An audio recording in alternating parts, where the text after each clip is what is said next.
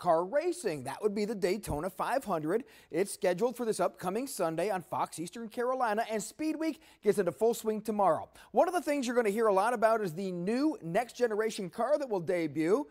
Next gen for the cool kids, that's what they call it. This year's stock cars will be the first to have larger aluminum wheels with a center lug instead of your traditional 5-lug nuts. There's also rack and pinion steering and independent rear suspension, all of which changes the traditional stock car handling.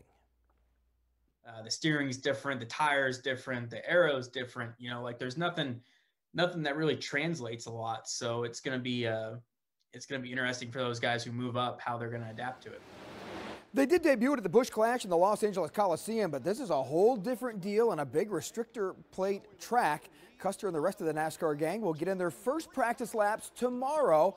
Here is the schedule for Speed Week as you need to know it. It will be front row qualifying Wednesday, your traditional Daytona dual qualifying races Thursday, the trucks and the Xfinity Series getting the weekend slots, and then the Daytona 500 Sunday 2:30 on Fox. The ECU baseball team opens its season Friday against Bryant College. ECU in the top 10 in a couple of polls, and one sports book even has the Pirates as the 15th best odds to win the College World Series.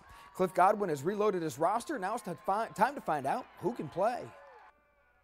We talk about it, it's like you just have to keep filling in the roles. So like now that means my role is bigger and younger guys' roles are bigger, the freshman to sophomore. Like every year you've got to step into that new role, whether you're ready for it or not. Pirates scheduled to host Bryant College Friday, Saturday, and Sunday, then road trips to Campbell and UNC next week.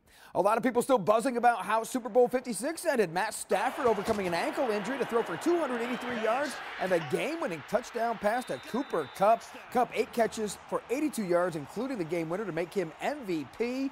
Joe Burrow had one last chance but couldn't get it done for the Bengals. The Rams had 7 sacks. Aaron Donald finishing things up.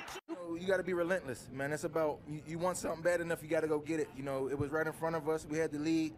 You know, it was put on the defensive shoulders, to make the big stop to help us be world champions. It's so fun to be able to celebrate it with them, and so many special teammates to celebrate it with too. It's in 1 year being able to get to know these guys the way I've gotten to know them, the way they've cared for each other and played for each other is pretty special. What are you going to do next?